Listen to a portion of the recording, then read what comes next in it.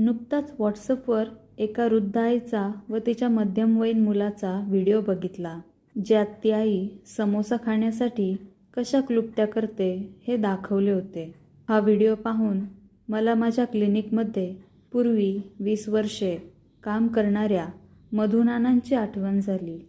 क्लिनिकमध्ये येणाऱ्या पेशंट्सचे नंबर लावण्याचे काम ते करायचे. ह्या कामाकरिता त्यांची नेमणूक कशी झाली हा महत्त्वाचा किस्सा तुमच्याबरोबर शेअर करतोय. नाना वय वर्ष 65, तसे तब्येतीने काटकच होते.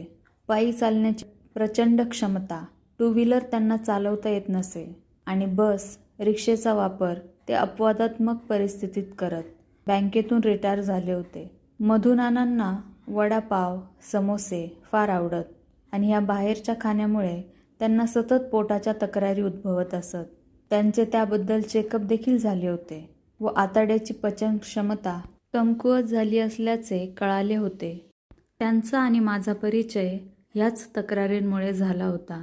सुरुवातीला दर 15 दिवसांनी, नंतर आठवड्याने नानांची स्वारी दवाखान्यात हजर व्हायला लागली.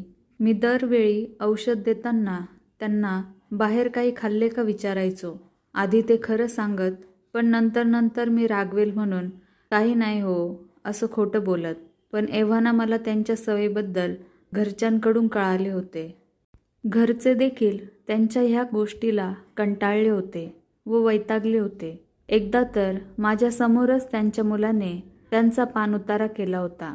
डॉक्टर ह्यांना तुम्ही अजिबात औषध देत जाऊ नका, मी पैसे देणार नाही. ऐकायचेच नाही त्यांना तर मरू देत तसेच, असे म्हटल्याचे आठवते. मला मुलाची बाजू पटत होती व नानांबद्दल वाईट वाटत असले तरी थोडा रागही आला होता व त्यांना मी रागवून म्हणालो होतो की नाना, तुम्हाला ऐकायचे नसेल तर मी औषधं देणार नाही.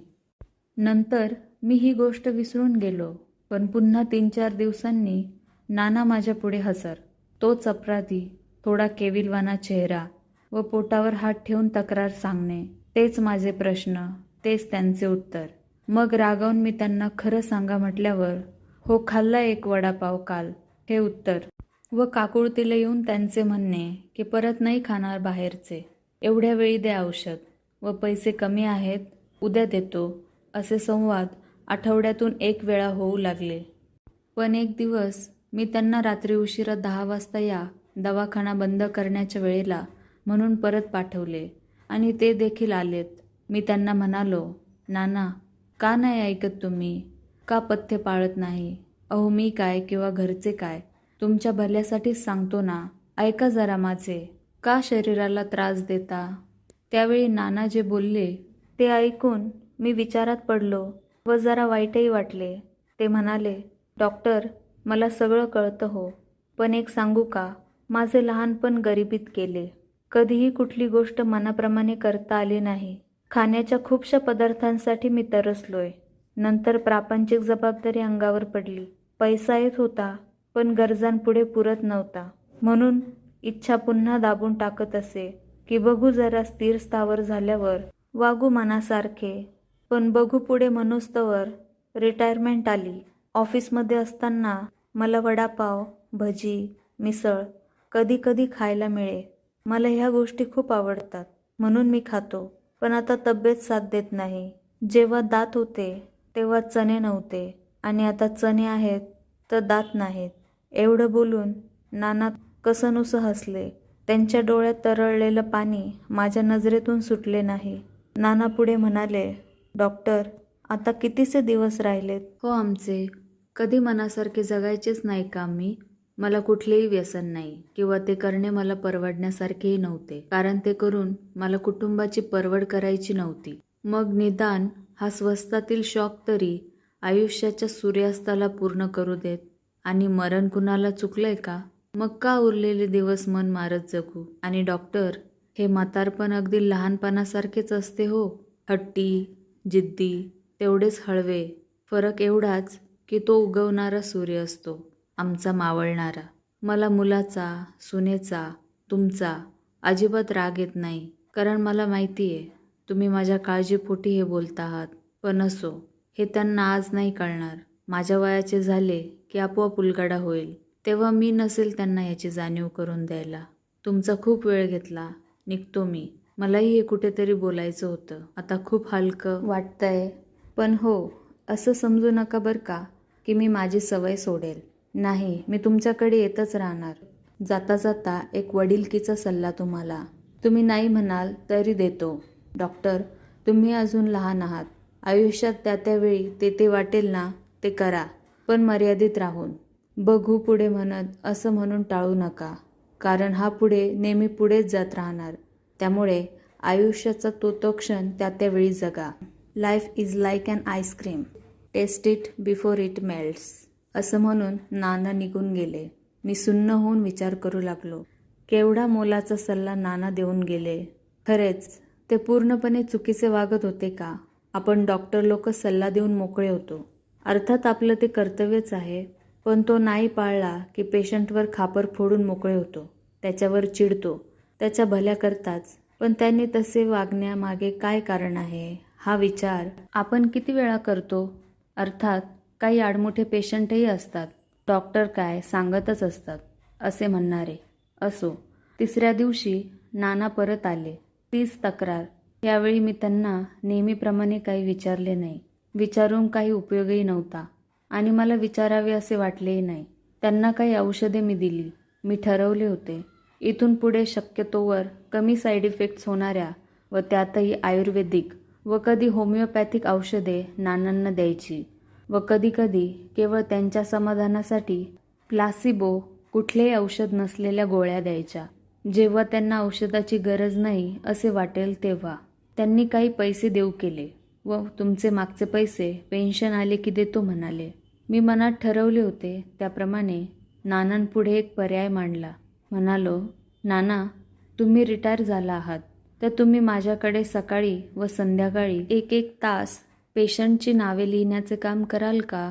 खरे तर मला तशी गरज नव्हती, पण मला इथून पुढे नानांकडून पैसे घ्यायचे नव्हते व मी तुम्हाला फुकट ट्रीटमेंट देईल हे सांगणे त्यांना आवडले नसते.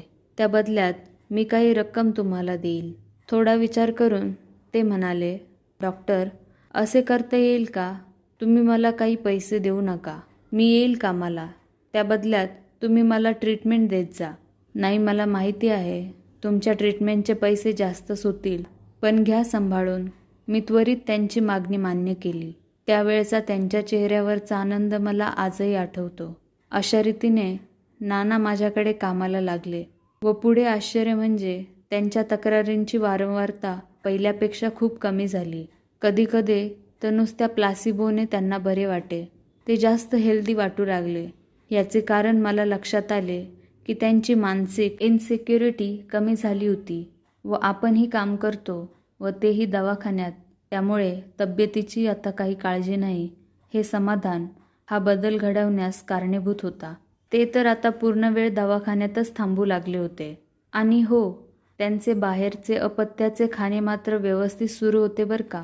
कधी कधी मीच त्यांना पैसे देई व जा नाना वडापाव खा असे त्यांना सांगितले की ते तोंडच्या दात नसलेल्या बोळक्यात छान हसायचे. नानांमधील बदल आश्चर्यकारकच होता.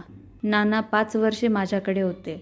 नंतर त्यांच्या मुलाने दुसरीकडे जरा लांब फ्लॅट घेतला, त्यामुळे अनिच्छेने नानांना तिकडे जावे लागले. नंतर नाना अधूनमधून माझ्याकडे येत असत.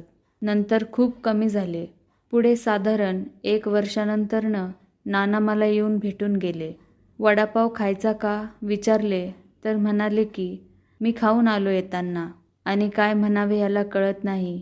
पण 2च दिवसांनी त्यांच्या नातेवाईकांकडून कळाले की नाना काल रात्री झोपेतच गेले हार्ट अटॅकने.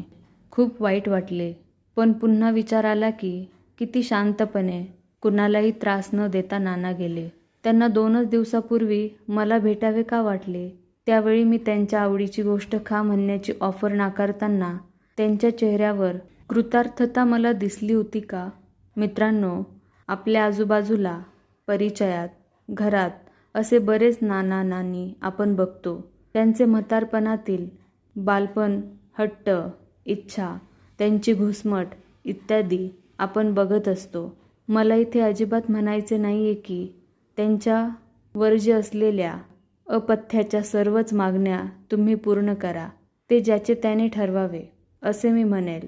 नानांची बाजू ऐकल्यावर मी त्यांच्या घरच्यांना समजावून सांगण्याचा प्रयत्न देखील केला नाही, कारण ते लोक त्यांच्या जागी बरोबर होते. फक्त मला असे वाटते, अशा नाना नानींना समजून घ्या, त्यांना व्यक्त होऊ द्या. लहान मुलांची समजूत काढताना जसा पेशंट ठेवून मध्यम मार्ग आपण काढतो, तसाच मार्ग, तसाच पेशन्स यांच्या बाबतीतही ठेवण्याचा प्रयत्न करा. हे लिहित असताना मला पिकू सिनेमामधील अमिताभजींनी साकारलेली बॅनर्जीची भूमिका आठवली. काही शारीरिक अवरोध हे मानसिक अवरोधांमुळे देखील असतात.